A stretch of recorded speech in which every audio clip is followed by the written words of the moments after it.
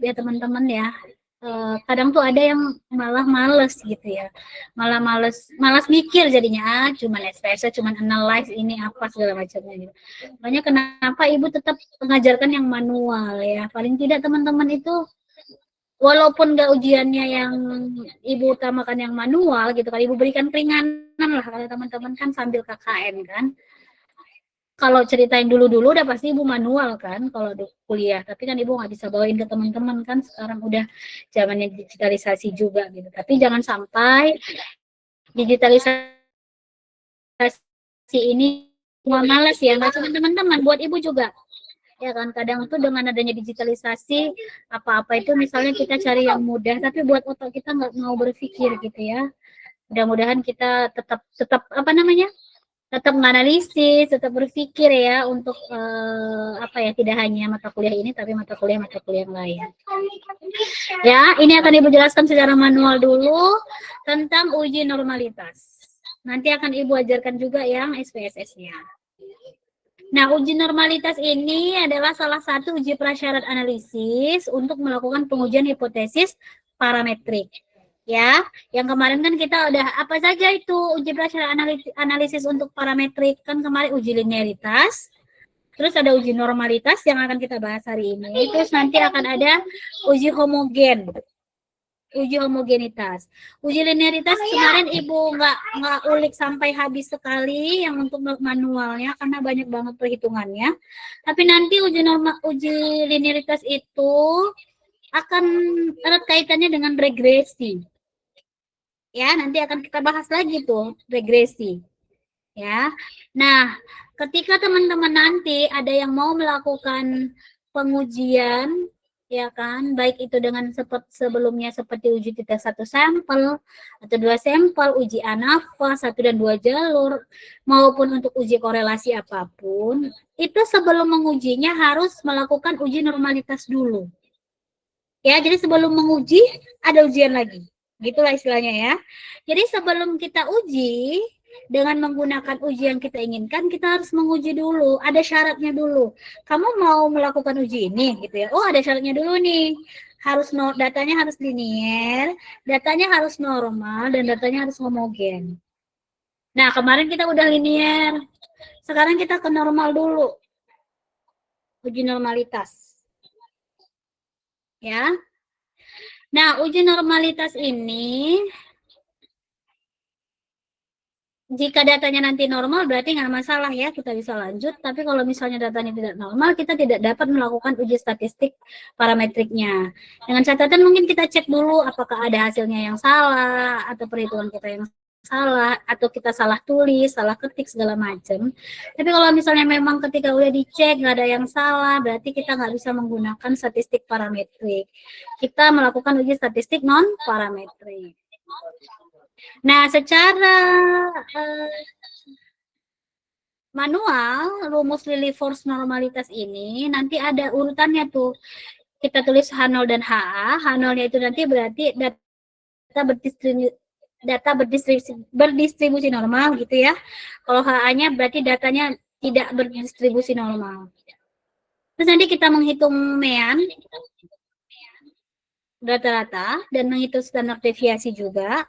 Terus nanti kita menghitung ZI. ZI-nya itu rumusnya XI kurang X bar dibagi S. S-nya itu standar deviasi. Nanti kita akan menghitung FZI. Terus nanti SZI dan pengurangannya. Ya, lalu langsung ke ini, apa namanya, ke perhitungan secara manual ya. Pakai tabel pembantu. Nah, kalau pakai yang manual ini teman-teman, kan datanya, misalnya data X sama data Y. Jadi kita manual itu kita uji satu-satu. X-nya kita uji, Y-nya kita uji. Ya. Nah, caranya gimana, Bu? Yang pertama, kita tulis X-nya. Nah, tapi kan data kita kan ada 40 tuh. Nih ya, kalau Ibu nih datanya 40. Nanti kalau teman-teman berarti ada 20 kan. X-nya. Tapi ini kan diurutin dulu dari yang kecil sampai yang besar, seperti yang linearitas. Nah, terus teman-teman lihat, atau teman-teman bisa lihat di tabel kuadrat error yang sebelumnya. 45-nya ada berapa? Oh, 45-nya ada 3. 46-nya ada 1, 47-nya ada 1, 50-nya ada 2, 51-nya ada 1, sampai 60-nya itu ada 2. Ya, kalau ini yang manual seperti ini. Nah, terus ada yang namanya F kumulatif. F kumulatif itu perhitungan sebelumnya Ibu hapus ya. Nah, ini kan 3 nih. Nah, kalau ke sini yang 4 yang di sini berarti tambahkan 3 tambah 1 ini. Gitu juga 4 tambah 1 5, 5 tambah 2 7 gitu kan. Tapi kalau udah pakai rumus tinggal tarik aja. Udah. Ya kan? Ini dia. Nah, terus mean itu kan rata-rata kan. Nanti teman-teman yang di sininya tinggal sama dengan rata-rata gitu kan. Hasilnya itu 54,225. Jadi ketik aja 54,225 sampai bawah. Terus standar deviasi. Tapi rata-ratanya jangan ambil yang ini. Ambil yang data awal yang 40 itu. Ya, terus yang standar deviasi ini sama ya dengan yang sebelumnya ya, rumusnya berarti sama dengan STDEV. Buka kurung, sorot, enter. Sama juga, jangan pakai data ini tapi pakai data awal. Sudah? Nah, terus kita ke ZI. Ini Ibu hapus dulu ya. ZI. ZI ini sesuai tadi dengan yang di PowerPoint kurang S. XI-nya itu berarti sama dengan X-nya. Kurang XI. XI itu kan X bar. X bar itu X rata-rata. Ini Ibu buka kurung dulu ya.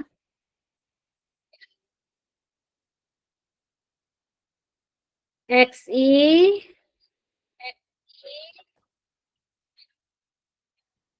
dikurang X barnya dibagi standar deviasinya. Enter. Dapatnya ini. Negatif 2,16976. Sorot aja ke bawah. Nah, dapat hasil ini. Oke, udah dapat hasilnya. Tinggal kita cari nilai FZI.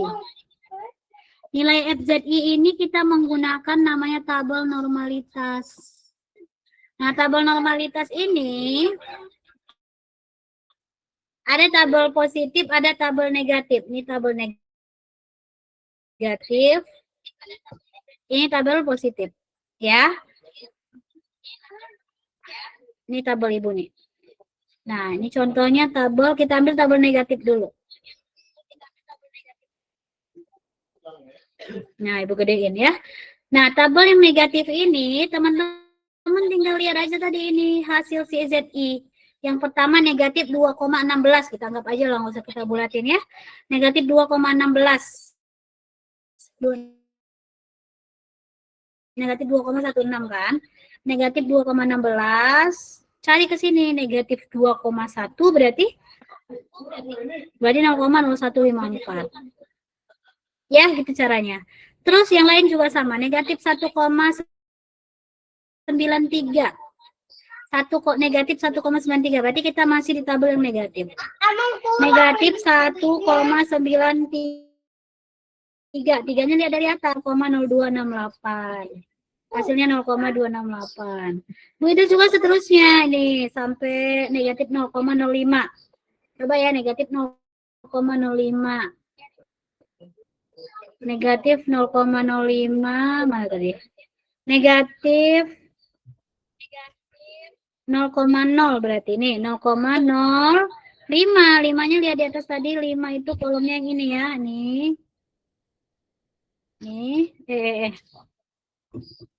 Nah, nanti teman-teman tinggal aja. Negatif 0,05 itu berarti sekitar di sini ya. 0,4801. Yang ini berarti tadi mana dia? Ini ya, negatif 0,4801. Begitu juga untuk tabel yang positif. Ini kan 0,18, berarti ambil yang tabel positif. Tabel positif Ibu ada di sini, Ibu taruh di sini ya. Nanti akan Ibu kirimkan PowerPoint-nya. Ya ini tadi 0, berapa tadi? Contoh ya, 0,18. FZI-nya berapa? 0,18, berarti cari tabel positif. 0,18 berarti 0,1 tambah 8-nya di sini, berarti 0,5714. Ini 0,5714. Sampai seterusnya. Contohnya 1,35. 1,35 itu 1,3 di sini tambah 5 ke atas 0,9115. Ya. Ini cara mencari tabel baik itu positif dan negatif. Sudah? Setelah itu SZI. SZI-nya itu hasilnya didapat dari sama dengan F kumulatifnya ini 3 dibagi datanya ada 40 kan? Nah, kalau misalnya teman-teman ada 20 berarti dibagi 20. Enter. Nah, sampai tinggal disorot saja. Nah, sampai hasilnya 1 kan terakhir kan? Karena dia 40/40 kan gitu ya, 1. Nah, dapat SZI itu dari F kumulatif dibagi frekuensi. Di bagiannya 40. Nah, terus untuk kolom terakhir kolom I ini mutlak FZI dikurang SZI. Mutlak itu kan berarti dia di dalam misalnya kayak mutlak negatif 3. Kalau dikeluarkan hasilnya positif 3. Berapapun yang di negatifnya itu kalau dikeluarkan dia jadi positif. Itu kalau nilai mutlak. Kalau teman-teman pernah dengar ya. Ya, kalau misalnya di manajemen mana tahu ya, nggak tahu Ibu apakah ada mata kuliah matematika yang mengajarkan itu. Yang jelas kalau dia dimutlakan negatif dia jadi positif. Mutlak dari contohnya ini ya, FZI dikurang SZI sama dengan ini FZI dikurang SZI nih. Negatif Bu gitu kan. Nah, dia dimutlakkan sehingga dia nggak ada negatifnya. Nah, caranya nilai mutlak itu kalau di Excel teman-teman bisa pakai rumus sama dengan ABS. Absolut. Absolut itu artinya nilai mutlak. Ya. Sama dengan absolut buka kurung FZI dikurang SZI. Ya, kolom G kurang kolom H. Tutup enter. Nah, dapat 0,0. Jadi nggak akan ada yang hasilnya negatif. Karena kan semuanya itu apa namanya dimutlakkan kan? Tinggal tarik ke bawah. Nah, sudah selesai Bu. Udah, tinggal teman-teman cek. Cara mencari L hitungnya itu gimana Bu? Mencari L hitungnya itu adalah cari di sini mana dia yang paling besar. Maksimal. Nah, kalau misalnya nanti puyeng Bu, aduh yang mana nih ya Bu ya, takut salah. Teman-teman pakai sama dengan maksimum aja, sama dengan max gitu kan? Buka kurung, sorot, enter. Tuh. Dapatnya berarti 0,0885. Berarti paling besar itu adalah 0,0885 dan itu yang akan menjadi L hitung. Ya, itu akan menjadi nilai L hitung. Nah, untuk L tabelnya, nah jadi tabelnya tadi kan tabel Z yang normal, Z positif maupun Z negatif tadi untuk mencari nilai FZI. Nah, untuk mencari L tabel itu ada tabelnya lagi. Ya, jadi banyak penghitungan itu pakai tabel. Tabel Lillie Force istilahnya. Nah, tabel Lillie Force ini teman-teman tinggal lihat berapa sampelnya. Sampel kita itu kan kalau Ibu kan ada lebih dari 30 ya, 40. Mari kita pakai yang paling bawah ini. Dengan nilai taraf nyatanya itu signifikansinya 0,05. Berarti yang ini. Jadi kita ambil yang paling bawah. 0,886 per akar N. Rumusnya 0,886 per akar N. 0,886 per akar N. Akar N kita itu kan akar 40 ya. Berarti sama dengan SQRT. Kan akar itu SQRT akar 40. Jadi kalau di Excel ini kalau nggak ada kalkulator kita pakai ini aja ya kan. Tapi kalau di laptop kan kayaknya nggak mungkin gak ada kalkulator juga. Tapi kalau mau pakai Excel juga nggak masalah tuh. Kita akarkan sama dengan SQRT 40.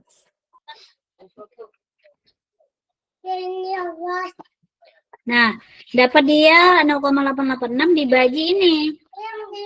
Nah, berarti kita bagi ya. Sama dengan ini dibagi ini. Hasilnya 0,14009. Nah, ternyata dari data Ibu ini nilai L hitungnya lebih apa dari L tabel? Lebih besar apa lebih kecil? L hitungnya 0,08. L tabelnya 0,14. Berarti L hitung Ibu lebih kecil. Lebih Ya kan? kecil, Bu. Lebih kecil dari L tabel. Nah, oke. Iya, betul. Nah, lebih kecil untuk ketentuannya, ternyata data Ibu itu nggak normal. Kenapa? Coba lihat ya. Kalau jika L hitungnya itu, data Ibu nggak normal, sorry.